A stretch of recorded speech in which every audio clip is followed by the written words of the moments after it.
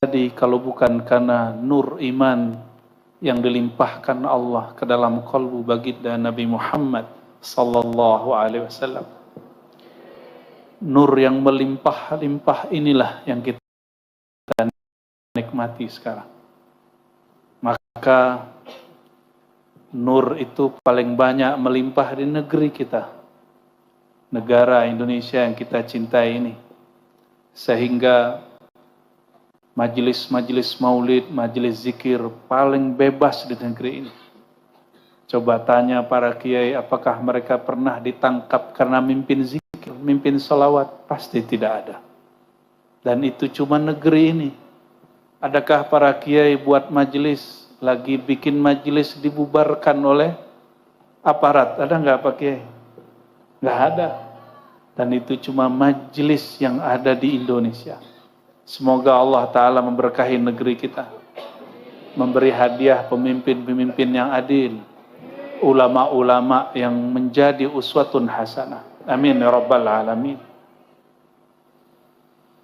Karena terbiasa baca kitab, saya mesti mulai dengan baca kitab, ya.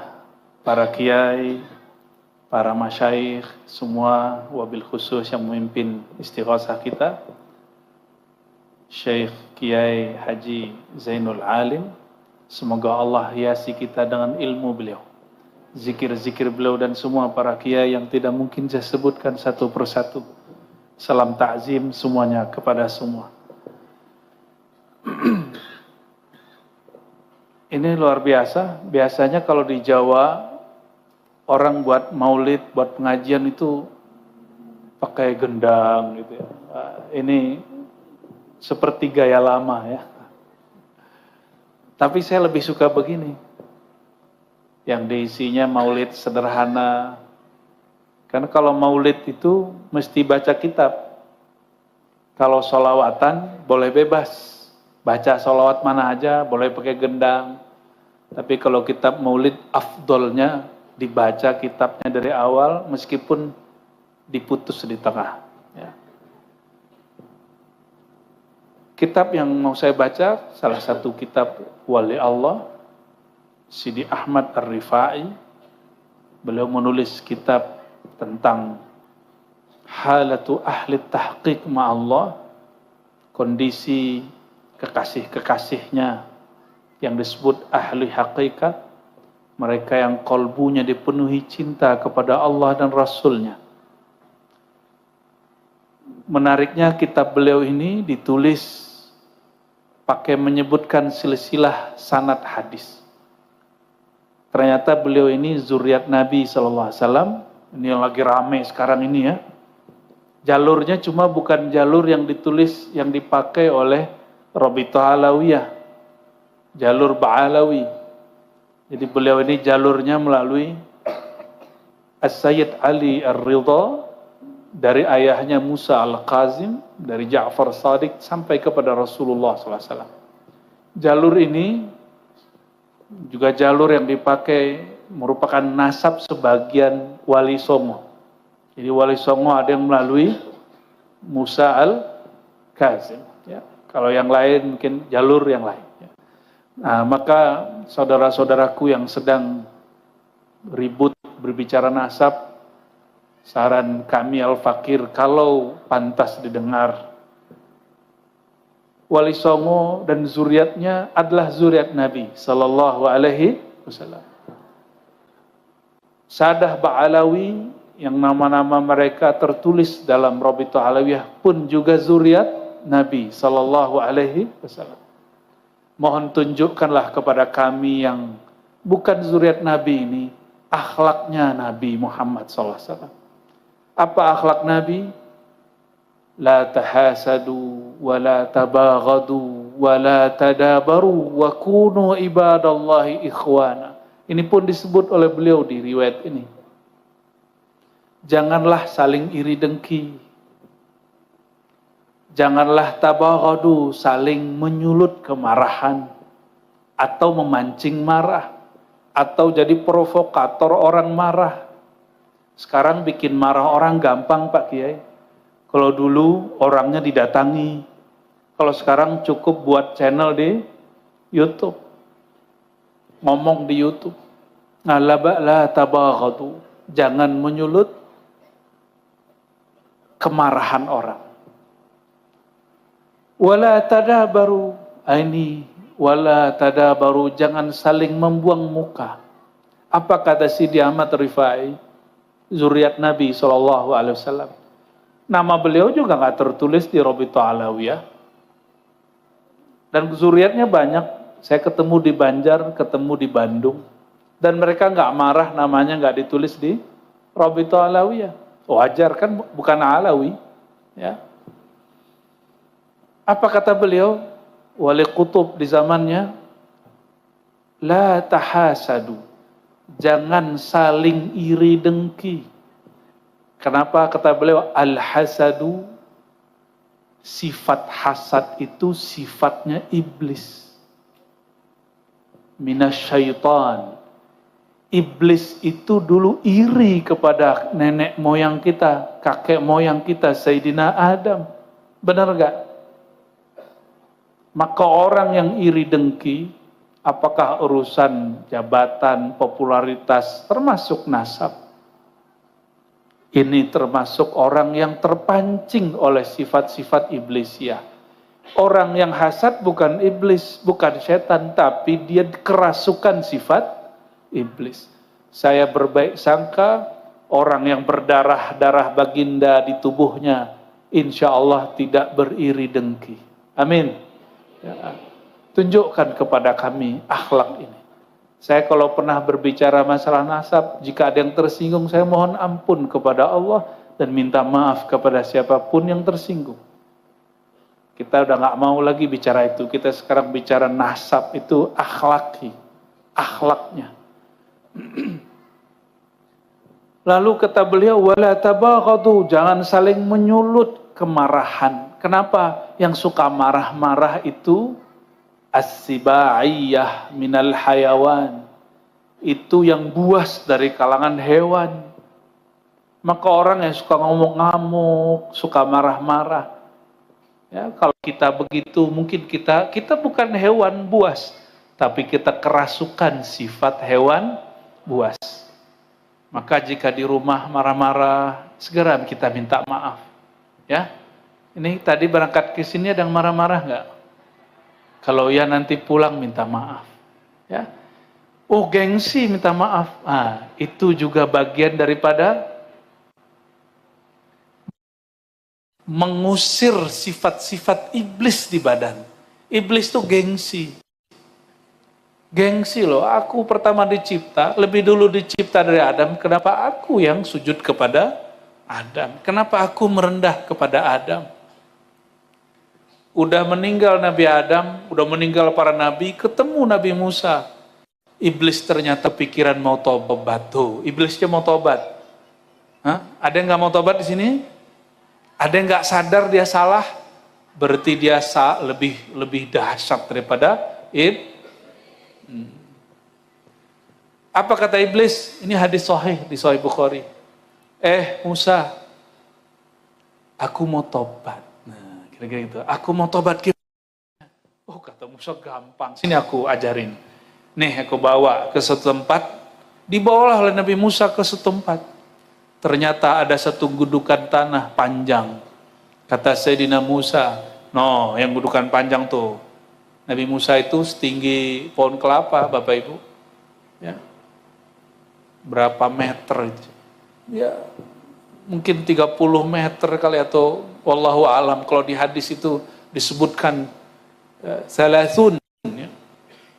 30. Wallahu alam itu apakah menunjukkan banyak atau besar gitu ya. Coba bayangin sekarang ada orang setinggi kelapa. Kita sebutnya apa? Rak.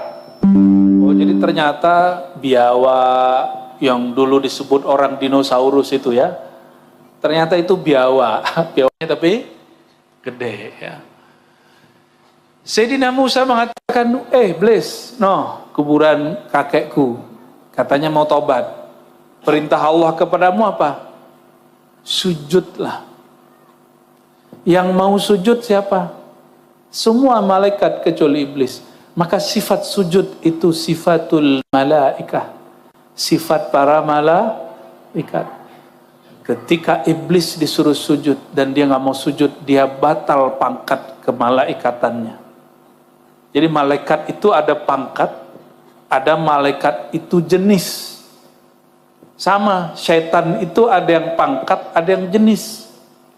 Kalau syaitannya pangkat itu manusia yang kerjanya nyuruh orang jahat. Ya'muru bil fahsya. Itu manusia, syayatinul jinni wal.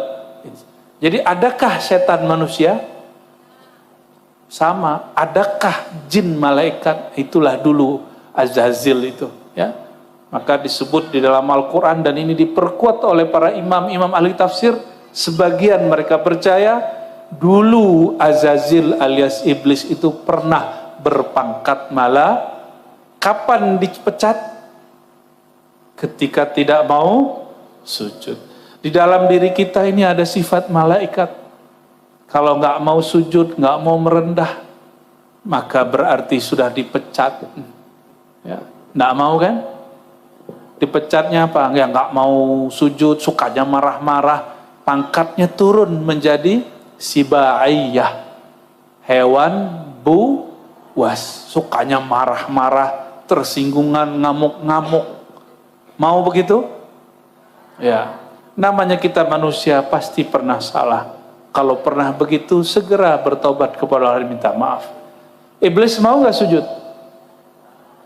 Apa kata iblis? Dia hidup pun aku nggak mau sujud, apalagi do bau tanah. Egonya 2 kali. Akhirnya iblis gagal taubat.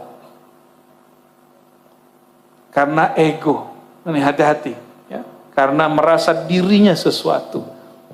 Semoga kita yang hadir ini Allah bersihkan dari sifat-sifat buas, sifat-sifat emosi dan sifat-sifat iri dan dengki. Amin ya rabbal alamin.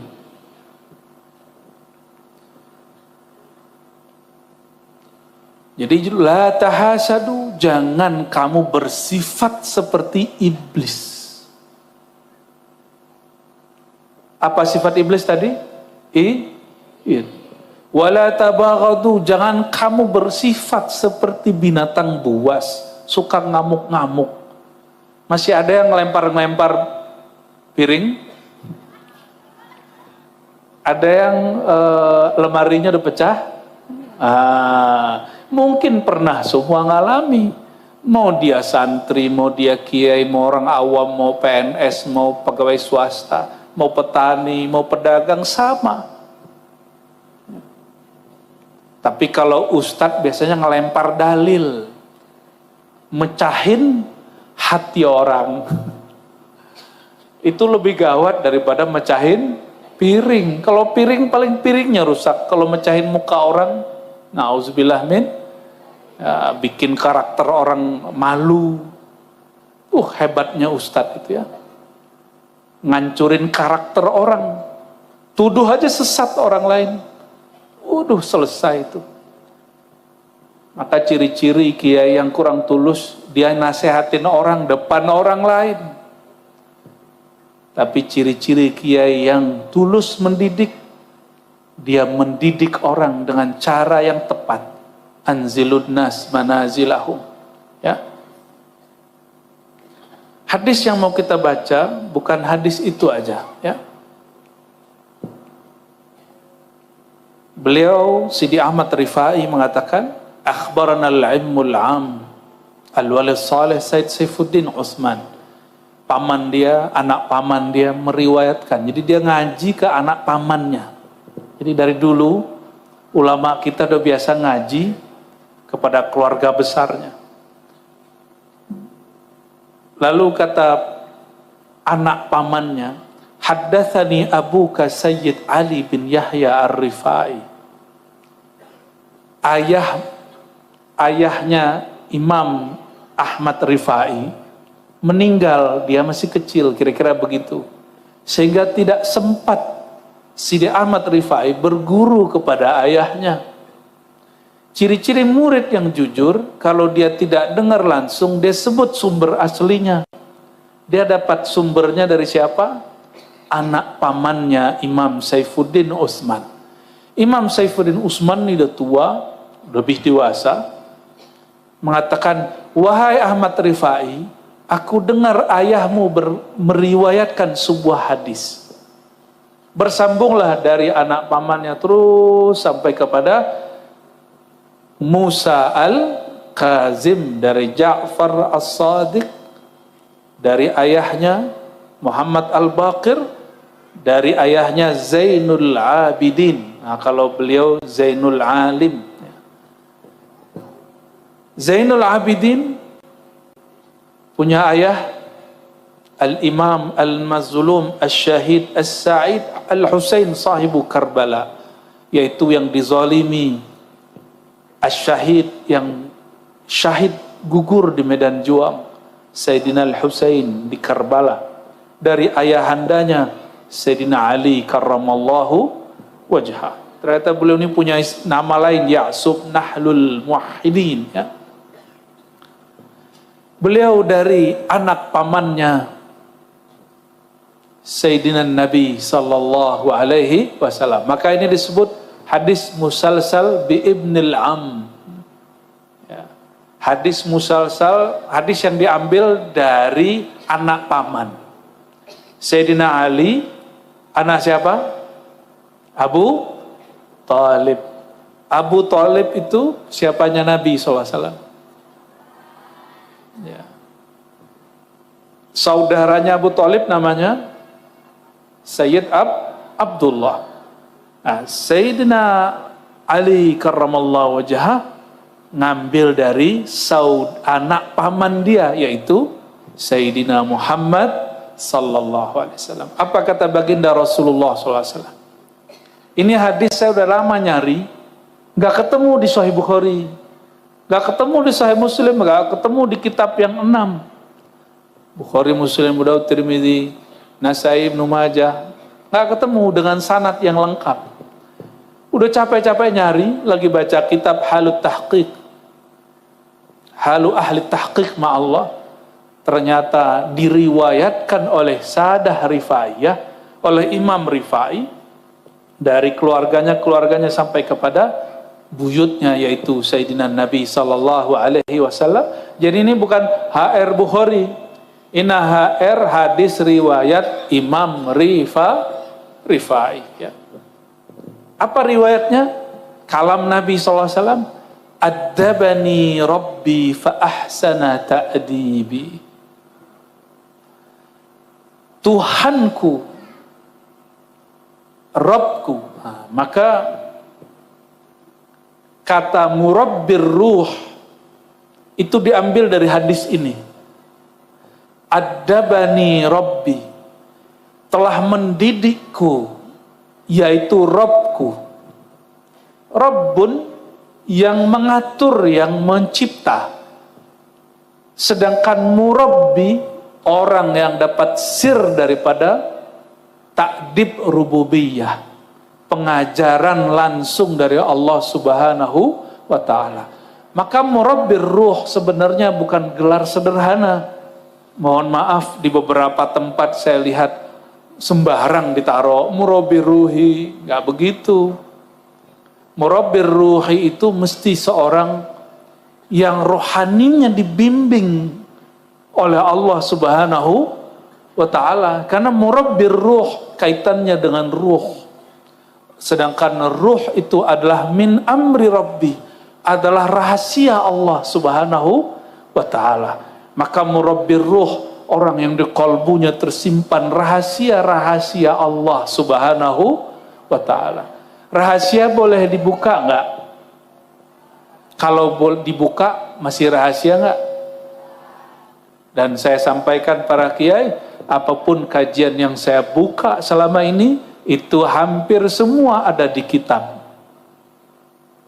Kalau sudah ditulis di kitab, masih rahasia enggak? Lebih rahasia Al-Quran. Al-Quran pun sudah dibagikan secara terbuka oleh Allah SWT. apalagi ilmu-ilmu sedikit yang kita buka. Maka para pendakwah, para kiai, kalau kita tidak faham satu kitab, jangan larang orang lain ngaji kepada orang yang pakar. Jangan bilang, oh nggak usah ngaji kitab itu kitab yang sulit dan rumit. Rumit menurut kita, belum tentu rumit menurut ahlinya. Ya, karena di dunia ini, seperti kata orang-orang dahulu yang dabil Al-Quran, di atas langit ada langit, di atas alim ada orang alim. Ya, di samping orang alim ada orang alim yang lain. Dan saya yakin para kiai ini punya kekhususan masing-masing di sisi Allah.